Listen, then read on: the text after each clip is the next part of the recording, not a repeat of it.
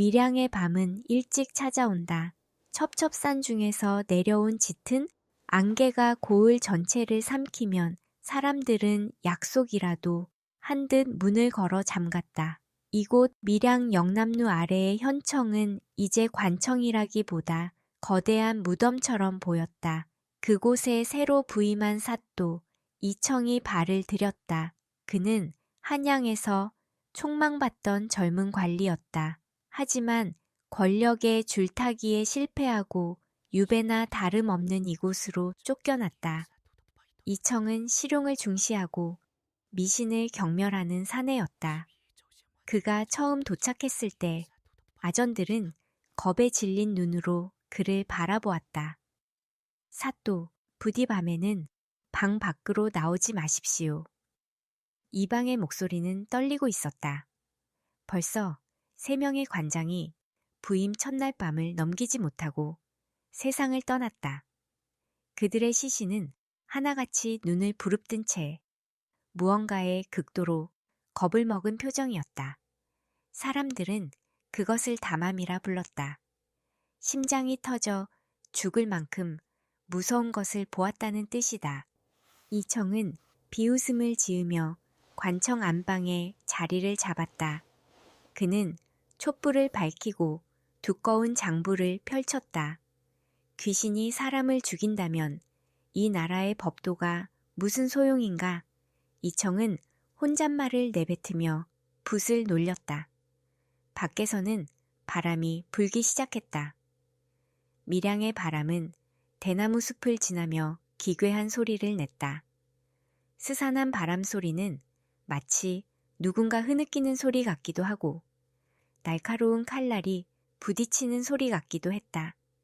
밤이 깊어갈수록 안개는 더욱 두꺼워졌다. 문틈으로 스며드는 찬 공기가 촛불을 흔들었다. 이청은 졸음을 쫓기 위해 차를 한 잔 마셨다. 바로 그 순간이었다. 열어두지 않은 창문이 서서히 열리더니 방 안의 온도가 급격히 떨어졌다. 촛불이 힘없이 꺼졌다.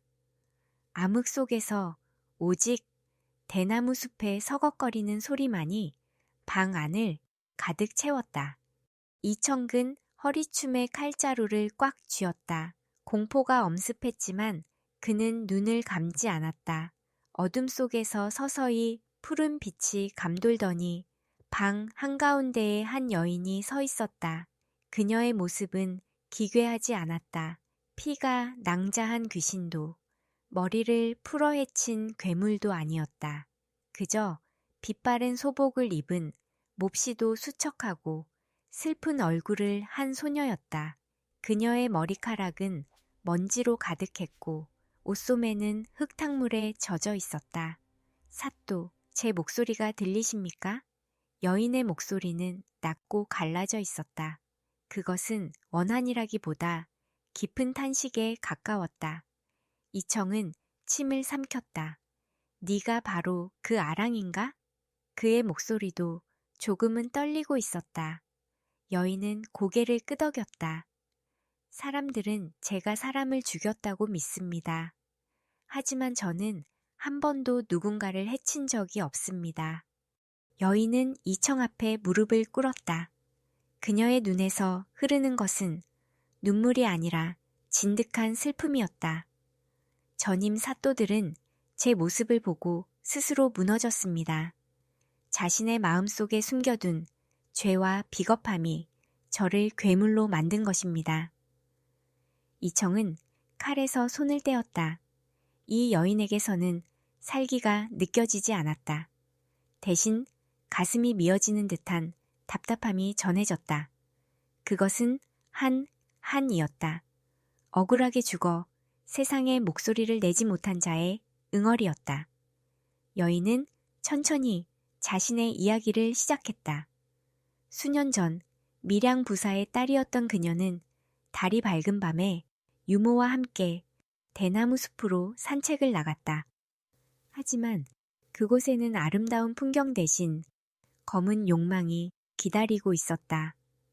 믿었던 종놈이 그녀를 욕보이려 했고 저항하던 그녀는 차가운 칼날에 목숨을 잃었다. 그 숲의 대나무들은 보았습니다.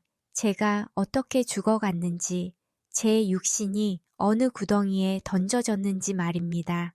아랑의 목소리가 높아질수록 방 안의 공기는 더욱 차갑게 얼어붙었다. 이청은 그녀의 이야기에 귀를 기울였다. 그는 지금까지 법과 논리만을 믿어왔다. 하지만 눈앞의 존재는 법이 해결하지 못한 구멍을 메우기 위해 나타난 살아있는 증거였다. 나에게 네 한을 풀어달라는 것이냐? 이청의 물음에 아랑은 고개를 들었다. 진실을 원합니다. 제가 죽은 이유보다 저를 죽인 자가 누구인지, 그리고 왜 세상이 저를 잊었는지 알고 싶습니다. 이청은 그녀의 눈 속에서 거대한 어둠을 보았다. 그것은 단순히 한 명의 범죄자를 찾는 문제가 아니었다. 이 고을 전체를 덮고 있는 거대한 침묵의 벽을 허무는 일이었다. 이청은 다음 날 아침 살아있는 모습으로 방을 나섰다. 이방과 관속들은 기절초풍할 듯 놀랐다. 사또, 살아계셨군요. 이청은 그들의 소란을 뒤로하고 곧장 서고로 향했다. 그는 수년 전에 기록을 뒤지기 시작했다. 아랑이라 불리던 윤 부사의 딸, 그 이름은 정곡이었다. 기록에는 그녀가 정절을 잃고 도망쳤다고 적혀 있었다. 실종 사건은 그렇게 치욕으로 덮여 마무리되었다. 이청은 헛웃음을 터뜨렸다. 도망친 것이 아니라 버려진 것이로구나. 그는 고을의 유력자들을 불러 모았다. 그들의 눈빛에는 경계심이 가득했다. 이방인 사또가 죽지 않고 살아남아 과거를 파헤치는 것이 못마땅한 기색이었다. 이청은 그들의 반응을 보며 확신했다. 이 사건 뒤에는 더 큰 무언가가 숨겨져 있다는 사실을 말이다. 이청은 아랑이 말한 대나무 숲으로 향했다. 대낮임에도 불구하고 숲은 어두웠다. 대나무들이 하늘을 가려 햇빛이 거의 들지 않았다.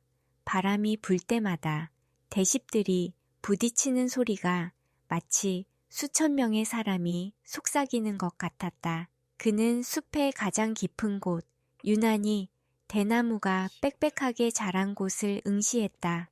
그곳의 흙은 다른 곳보다 조금 더 검고 축축했다. 이청은 발로 땅을 툭툭 쳤다. 여기가 바로 진실이 잠든 곳인가. 그는 문득 깨달았다. 자신이 이 고을에 온 것이 우연이 아님을, 권력의 중심에서 밀려나 비참해하던 자신의 처지가 세상에서 잊힌 아랑의 처지와 크게 다르지 않다는 것을 말이다. 그는 다시 관청으로 돌아와 밤을 기다렸다. 아랑은 약속한 듯 다시 나타났다. 사또, 범인은 아직 이 근처에 있습니다. 그는 이제 더 이상 종놈이 아닙니다. 이름도 신분도 바꾼 채 당신의 곁에서 웃고 있습니다. 아랑의 말은 충격적이었다. 과거의 범죄자가 신분을 세탁하고 양반 행세를 하며 살아가고 있다는 뜻이었다. 이청은 주먹을 쥐었다. 공의로운 법이 집행되지 않을 때 귀신이 나타나는 법이지. 내가 그 법을 바로 세우겠다. 이청은 아랑에게 증거가 어디에 있는지 물었다. 아랑은 가느다란 손가락으로 서쪽 하늘을 가리켰다. 그곳에는 탐욕스러운 지역 토호들의 집이 모여 있었다. 달빛이 대나무 숲을 비추자 그림자들이 길게 늘어졌다. 이청은 그 그림자들 사이에서 일렁이는 진실의 편린을 보았다. 그는 이제 두렵지 않았다. 오히려 가슴속에서 뜨거운 무언가가 솟구쳤다. 그것은 정의감이라기보다 인간에 대한 연민이었다. 억울하게 죽어 숲에 거름이 된 어린 영혼과 그 죽음을 딛고 호의호식하는 악인들. 이청은 그 비틀린 인과응보를 바로잡기로 결심했다. 아이고, 사또요. 이제 그만하시지요. 산 사람은 살아야지 않겠습니까? 이방이 슬며시 다가와 귀띔했다. 하지만 이청은 차갑게 대꾸했다. 죽은 사람이 살지 못하는데 산 사람이 어찌 온전히 살겠느냐. 이청의 조사는 점점 구체화되었다. 그는 당시 사건을 목격했을 법한 노인들을 찾아다녔다. 사람들은 입을 열기를 꺼렸지만 이청의 끈질긴 추궁의 하나둘 실마리를 내놓았다. 그날 밤 숲에서 들리던 비명소리가 아직도 귀에 쟁쟁하오. 하지만 누가 감히 부사대끼를 입에 담겠소. 노인의 말에서 이청은 당시 범행을 도운 조력자가 더 있었다는 사실을 알아냈다. 단순한 종놈의 우발적인 범행이 아니었다. 그것은 계획된 납치였고 그 뒤에는 그 소녀의 아버지를 실각시키려던 정적들의 음모가 숨어 있었다. 진실은 양파 껍질처럼 벗겨질수록 더 매운 냄새를 풍겼다. 아랑은 매일 밤 나타나 이청의 길잡이가 되어주었다. 그녀는 복수를 원하지 않았다. 다만 기억되기를 원했다. 제가 사라지면 이 숲의 바람소리도 멈출 것입니다. 사또, 부탁드립니다. 저를 차가운 땅 밑에서 꺼내주십시오. 그녀의 간절한 부탁에 이청의 마음은 움직였다. 그는 이제 단순한 관료가 아니었다. 한 여자의 명예와 영혼을 구원하는 수호자가 되어 있었다. 그는 대나무 숲의 가장 깊은 곳을 파헤칠 준비를 마쳤다. 광운들을 대동하고 숲으로 들어가는 그의 등 뒤로 마을 사람들의 수군거림이 들렸다. 누군가는 두려워했고 누군가는 기대했다. 그리고 누군가는 자신의 죄가 드러날까봐 칼을 갈고 있었다. 밀양의 대나무 숲은 요동치기 시작했다. 진실이 수면 위로 떠오를 때 세상은 가장 크게 흔들리는 법이다. 이청은 괭이를 든 광군들에게 명령했다. 파라, 한 치의 오차도 없이 이 땅이 품고 있는 모든 것을 밝혀내라. 흙이 파헤쳐질 때마다 썩은 냄새 대신 서늘한 냉기가 뿜어져 나왔다. 대나무 뿌리들이 얽히고 설킨 그 아래 무엇인가 딱딱한 것이 걸렸다. 그것은 세월의 무게를 견디지 못한 낡은 옷조각과 하얀 뼈마디였다. 아랑의 시신이 마침내 세상 밖으로 모습을 드러낸 순간이었다. 하늘에서는 천둥이 치지 않았지만 현장에 있던 모든 이들의 심장에는 천둥보다 큰 충격이 가해졌다. 그 자리에 함께 있던 이방과 하급 관리들은 일제히 무릎을 꿇었다. 그들 중 일부는 울음을 터뜨렸고 일부는 공포에 질려 뒷걸음질 쳤다. 이청은 무릎을 굽히고 앉아 흙 묻은 해골을 가만히 바라보았다. 참으로 오래 기다렸구나. 그의 목소리는 나직했지만 숲 전체에 울려 퍼졌다. 바로 그 순간 숲 너머에서 누군가 도망치는 소리가 들렸다. 진실을 마주할 용기가 없는 자, 혹은 진실을 없애야만 살 수 있는 자의 발소리였다. 이청은 눈을 빛내며 명령했다. 한 놈도 놓치지 마라. 오늘 밤 이 숲의 주인은 법이다. 아랑의 영혼은 숲 위를 떠돌며 그 광경을 지켜보고 있었다. 그녀의 흐릿하던 모습이 점점 선명해졌다. 슬픔으로 가득 찼던 눈동자에 비로소 한 줄기 빛이 서리기 시작했다. 이청은 직감했다. 이제 곧 끝이 다가오고 있음을. 하지만 그것은 끝이 아니라 새로운 시작이었다. 억울한 죽음이 사라지고 진실이 대접받는 세상을 향한 첫걸음이었다. 그는 조심스럽게 아랑의 유해를 비단 보자기에 쌌다. 가자. 이제 내 집으로. 이청은 숲을 빠져나왔다. 그의 뒤로 대나무들이 마치 작별 인사를 하듯 크게 휘청이며 소리를 냈다. 밀양의 밤은 여전히 깊었지만 더 이상 어둡지만은 않았다. 이청은 관아로 돌아와 곧바로 추국을 시작했다. 도망치다 잡혀온 자는 놀랍게도 이 마을에 존경받는 선비였다. 그는 아랑을 죽인 종놈을 사주하고 이후 그를 다른 곳으로 빼돌려 신분을 바꾸어 준 장본인이었다. 사또, 이것은 오해입니다. 저는 단지 가문의 명예를 지키려 했을 뿐입니다.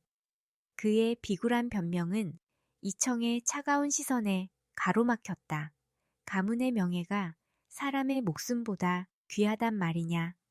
내 놈이 지키려 했던 것은 명예가 아니라 내 놈의 탐욕이었다. 이청의 목소리는 칼날보다 날카로웠다. 범인은 결국 자신의 죄를 자백했다. 수년 동안 묵혀두었던 더러운 진실이 세상 밖으로 쏟아져 나왔다. 관청 마당에는 횃불이 밝게 타올랐다. 마을 사람들은 담장 너머로 그 과정을 지켜보며 숨죽였다. 그들은 오랫동안 알고 있었지만 말하지 못했던 진실이 정의를 찾아가는 과정을 보며 묘한 해방감을 느꼈다. 이청은 아랑의 영혼이 곁에 있음을 느꼈다. 그녀는 이제 울지 않았다. 그저 평온한 얼굴로 범인이 끌려나가는 모습을 지켜보았다. 고맙습니다, 사또. 허공에서 들려오는 듯한 작은 속삭임에 이청은 짧게 고개를 끄덕였다. 그는 깨달았다. 공무라는 것이 단순히 세금을 걷고 죄인을 벌하는 것이 아니라 누군가의 맺힌 가슴을 어루만지는 일임을 말이다. 밤이 깊어지자 이청은 혼자 영남루에 올랐다. 강물 위로 달빛이 부서지고 있었다. 아랑이 그토록 좋아했다는 그 달빛이었다. 그는 이제 이 고을을 더 이상 유배지라 생각하지 않았다. 자신이 해야 할 일이 무엇인지 분명히 알았기 때문이다. 대나무 숲에서 불어오는 바람은 이제 상쾌했다. 더 이상 곡소리도 원망의 속삭임도 들리지 않았다. 이청은 조용히 눈을 감고 아랑의 안식을 빌었다. 그녀의 한이 풀리는 순간 이청 자신의 마음속에 있던 응어리도 함께 녹아내리는 기분이었다. 세상은 조용했지만 그 고요함 속에는 수만 가지 이야기가 숨쉬고 있었다. 이청은 그 이야기들을 하나하나 들어줄 준비가 되어 있었다. 첫 번째 부분의 이야기는 여기서 멈춘다. 하지만 이청의 행보는 이제 시작이었다. 진실을 밝히는 것은 첫 번째 단계일 뿐, 그 진실을 유지하고 정의를 실천하는 과정은 더 험난한 법이다. 그는 내일 아침 아랑의 정식 장례를 치르기로 했다. 그리고 범인에게는 국법에 따른 엄중한 처벌을 내릴 것이다. 밀양의 백성들은 이제 밤을 두려워하지 않게 될 것이다. 대나무 숲은 다시 정절과 고고함의 상징으로 돌아갈 것이다. 이청은 밤하늘을 올려다보았다. 아랑의 눈동자처럼 맑은 별들이 총총히 박혀 있었다. 그의 가슴 속에는 알 수 없는 벅찬 감동이 밀려왔다. 그것은 실용주의자로만 살던 그가 처음 느껴보는 인간적인 유대감이었다. 아랑의 유해가 비단 보자기에 쌓여 현청으로 돌아온 날, 밀양의 바람은 거짓말처럼 순해졌다. 이청은 집무실 책상 위에 그 보따리를 올려두고 밤이 깊도록 자리를 뜨지 못했다. 등잔불이 가물거리며 벽에 커다란 그림자를 만들었다.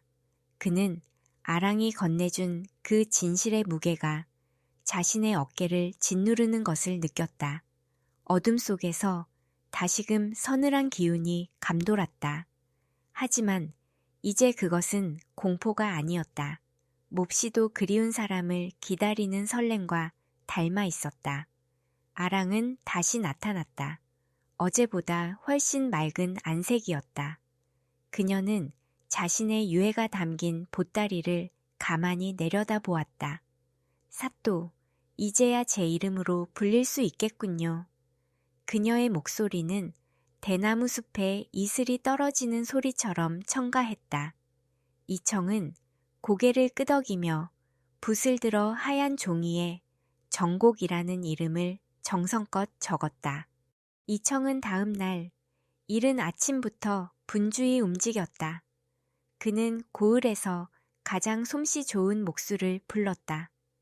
가장 결이 고운 나무로 관을 짜게 아이를 뉘듯 포근해야 하네. 목수는 사또의 엄중한 명에 정성을 다했다. 관이 만들어지는 동안 이청은 아랑의 아버지가 머물던 옛 집을 찾았다. 잡초가 무성한 그곳에는 주인을 잃은 슬픔만이 가득했다. 그는 마당 한 구석에 핀 이름 모를 들꽃 한 송이를 꺾었다. 진실을 밝히는 것만으로는 부족하다. 그녀의 마음속에 쌓인 먼지까지 닦아내야 한다. 이청은 혼잣말을 하며 꽃을 품에 안았다. 그는 실용과 이성만을 따지던 과거의 자신과 조금씩 이별하고 있었다. 타인의 아픔에 귀를 기울이는 법을 배운 것이다. 장례 준비가 한창일 때 마을 노인들이 하나둘 현청 앞으로 모여들었다. 그들은 수건으로 눈가를 훔치며 낮은 목소리로 속삭였다. 아이고, 정곡 아가씨, 이제야 편히 가시겠네? 그들의 목소리에는 미안함과 안도감이 섞여 있었다. 이청은 그들을 물리치지 않았다. 오히려 그들의 이야기를 하나하나 경청했다. 한 노인은 아랑이 어릴 적 얼마나 영특했는지 들려주었다. 또 다른 할머니는 그녀가 가난한 이들에게 나누어 주었던 고운 마음씨를 기억해냈다. 죽음으로 박제되었던 아랑의 시간이 사람들의 기억 속에서 다시 숨을 쉬기 시작했다. 이청은 기록지에 형벌의 수치 대신 사람들의 온기를 채워 넣었다. 관아의 창고에서는 오래된 비단들이 나왔다. 이청은 그것들을 꺼내 아랑의 마지막 길을 장식하게 했다. 화려할 필요는 없다. 그저 깨끗하고 단정하게 해주어라. 그의 명령에 관속들은 정성을 다해 수의를 지었다. 아랑은 밤마다 이청의 꿈에 나타나 조용히 미소 지었다. 그녀는 이제 더 이상 말을 많이 하지 않았다. 그저 곁에 머물며 이청이 하는 일들을 지켜볼 뿐이었다. 어느 밤에는 이청의 책상 위에 놓인 꽃 향기를 맡기도 했다. 이청은 꿈결에도 그녀가 평온해지고 있음을 느꼈다. 그것은 마치 꽁꽁 얼어붙었던 대지가 봄볕에 녹아내리는 과정과 같았다. 범인에 대한 처벌은 엄격하게 진행되었다. 이청은 단순히 목숨을 빼앗는 것으로 죄를 묻지 않았다. 그는 범인이 저지른 일이 한 가족과 마을에 어떤 상처를 남겼는지 만천해 공포했다. 내 놈의 죄는 사람을 죽인 것에 그치지 않는다. 한 사람의 명예를 짓밟고 진실을 외면하게 만든 그 비겁함이 더 큰 죄다. 범인은 사또의 호통 앞에 고개를 들지 못했다.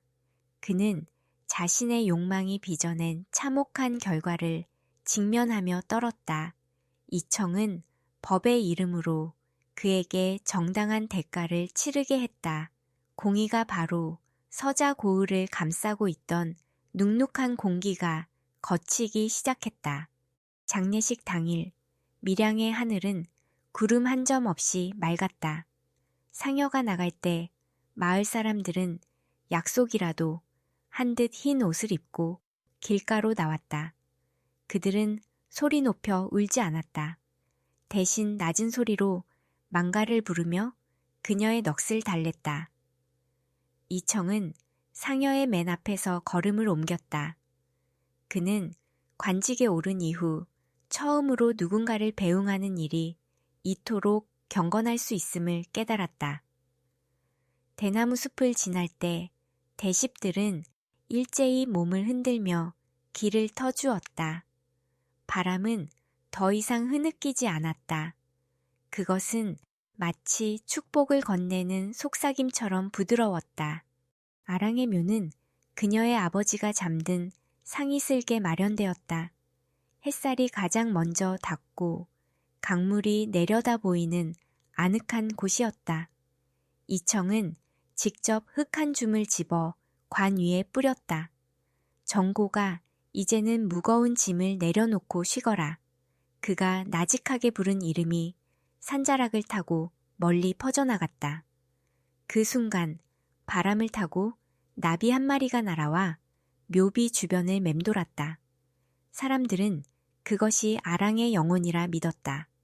나비는 한참을 머물다가 하늘 높이 날아올랐다. 이청은 그 날개짓을 끝까지 눈으로 쫓았다.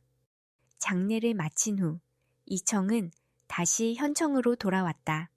하지만 예전의 차가운 사무실이 아니었다. 방 안에는 아랑이 머물다 간 듯한 은은한 향기가 남아 있었다. 그는 장부를 덮고 창밖을 보았다. 대나무 숲은 여전히 그곳에 있었지만 분위기는 완전히 달라져 있었다.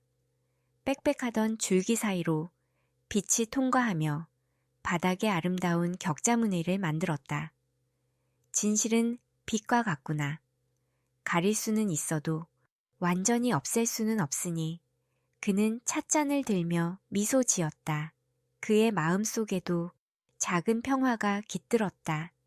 마을 사람들은 이제 밤길을 무서워하지 않았다. 아이들은 대나무 숲 근처에서 숨바꼭질을 했고 안악들은 시냇가에서 빨래를 하며 웃음꽃을 피웠다. 밀양은 다시 생기를 찾았다. 이청은 고을을 순찰하며 백성들의 평범한 일상을 지켜보았다. 그들에게 필요한 것은 대단한 정치가 아니었다. 억울한 일을 당했을 때 들어줄 귀가 있고 올바른 판단을 내려줄 마음이 있는 관리였다.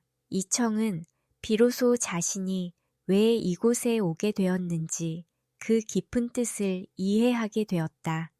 어느 날 저녁, 이청은 영남루에 앉아 지는 해를 바라보았다. 강물은 붉게 물들어 천천히 흘러갔다. 그때 옆에서 누군가 살포시 않는 기척이 느껴졌다. 눈을 돌려보니 아랑이 환한 미소를 지으며 앉아 있었다. 그녀의 모습은 이전보다 훨씬 따스하고 투명했다. 사또, 이제 저의 길을 가려 합니다. 그녀의 말에 이청은 가슴 한구석이 아려왔다. 하지만 그는 웃으며 그녀를 보내주기로 했다. 그래, 고생 많았다. 저 세상에서는 부디 평범한 처녀로 행복하게 살거라. 아랑은 고개를 숙여 절을 했다. 아랑의 형체는 서서히 달빛 속으로 녹아들었다. 그녀가 사라진 자리에는 작은 은빛 가루 같은 것들이 잠시 머물다 흩어졌다. 이청은 그 자리를 한참 동안 바라보았다. 이별은 슬펐지만 그것은 완성을 의미하는 이별이었다. 그는 이제 혼자가 아니었다. 그녀와의 짧은 만남을 통해 얻은 생명에 대한 경외심과 연민이 그의 가슴 속에 깊이 뿌리 내렸기 때문이다. 그는 영남루 기둥에 기대어 깊은 숨을 내쉬었다. 밤 공기가 달콤했다. 이청은 관아로 돌아와 붓을 들었다. 그는 자신이 겪은 일을 담백하게 기록했다. 그것은 보고서라기보다 한 편의 서사시와 같았다. 그는 글의 마지막에 이렇게 적었다. 공의는 차가운 칼날이 아니라 억울한 이의 눈물을 닦아주는 손길이어야 한다. 그는 붓을 내려놓고 창문을 열었다. 멀리서 대나무 숲이 살랑살랑 춤을 추고 있었다. 이제 그 숲은 비밀을 품은 감옥이 아니라 생명을 품은 요람이었다. 이청은 그 소리를 자장가 삼아 천천히 눈을 감았다. 밤은 깊어가고 밀양의 강물은 변함없이 흐른다. 달빛은 세상의 모든 상처를 덮어주듯 부드럽게 대지를 감싸 안았다. 이청의 방에 켜진 촛불이 조용히 꺼졌다. 그는 꿈속에서 아랑이 꽃밭을 거니는 모습을 보았다. 그녀는 더 이상 슬픈 영혼이 아니었다. 그저 봄날의 햇살을 만끽하는 눈부신 소녀였다.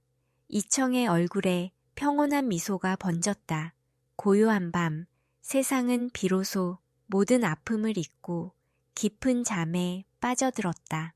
달빛 아래 잠든 숲은 이제 아무런 원망도 남기지 않은 채 고요했다.